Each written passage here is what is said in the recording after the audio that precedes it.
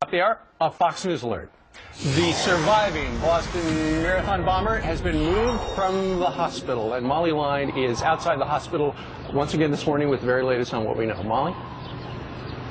Steve, Gretchen, and Brian, well, what we've confirmed through the U.S. Marshals Service is that Dzhokhar Tsarnaev has been moved from Beth Israel Medical Center to a secure facility about 39 miles west of Boston. It's FMC Devens, that stands for Federal Medical Center Devens, and it's a big federal prison that allows for prisoners with long-term medical needs to be treated. So he's been moved from the hospital here, which is good news for the hospital. Things will be getting a little bit back to normal for them as they continue to treat some of the patients that were actually injured in this bombing here at the hospital. And there are some new developments as authorities struggle to figure out which agencies knew what and when they knew it in regards to the older brother, Tamerlan Tsarnaev, who was killed during the course of that shootout. We know that the FBI and the CIA were both warned about this older brother, but now there's word from the Washington Post that 9 months before the Boston Marathon bombing, a U.S. counterterrorism task force got a warning that a suspected militant had returned from a long trip to Russia. The Post cites some unnamed U.S. officials in this report. The warning was delivered to a single U.S. Customs and Border Protection official, but officials say there's no indication that that customs officer then went on to warn other members of the task force. And in addition to that, the Boston Globe reports that the Boston Regional Intelligence Center, which is intended to act as a clearinghouse for potential threats, didn't know that the FBI had interviewed Tsarnaev. Meanwhile, the parents of these two sons are claiming that their sons are innocent, and in an angry, emotional news conference from the capital of Dagestan, a Russian republic yesterday, here's what the mother had to say. I would prefer not to live in America now. Why did I even go there? Why?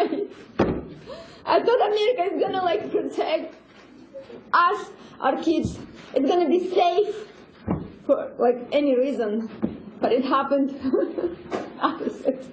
My kids America took my kids away from me. Only America. What have you done with my son? He was alive. Why did they need to kill him? Why didn't send him to the, Guantanamo or whatever? Why did they kill him? Why? Why did they have to kill him? They got him alive, right? He was in their hands. The parents have been speaking out since the beginning of this investigation, claiming that their sons are innocent and that they've been framed. The father of the two suspects is expected to come here to America. He says he wants to claim his son's body. Back to you. That's right, all right, Molly. Thank you very much. The mother there, as we saw, crazy with grief and rage. But from all indications, she was crazy before. Right. She's looked at. She basically was accused of shoplifting $1,600. Instead of appearing in court, she went to another country, her own country, where she escaped and asked for asylum in this country from. And it sounds like she's the one who actually radicalized her sons to the point where they wanted to kill Americans. I don't think there'll be a lot of sympathy for her feelings about what she says about her sons being framed. In the meantime, were the two bombing suspects, and the entire family for that matter, on the government dole for the entire time that they lived here in the United States of America, a country they now hate? Were they on the government dole?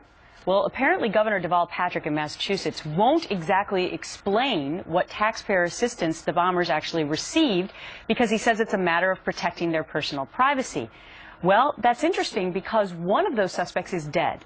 And so what kind of privacy would be at hand to not be able to at least release what should be public knowledge if the taxpayers actually were financing these two people and their families for the last 10 years? Well, before the governor, told all the state agencies to clam up, it was clear, it was leaked to some of the Boston papers, that both the bombers wound up with Massachusetts state's welfare. Their parents wound up with welfare. His wife, the eldest bomber, she wound up with welfare along with their 3-year-old. And they were on welfare when he was sitting at home, and she, the wife, was working 80 hours a week as a home health care aide. Howie Carr, who is a friend of this program and a Boston legend, he says it's time that we got some answers regarding the privacy of these guys and whether or not they were on the state dole.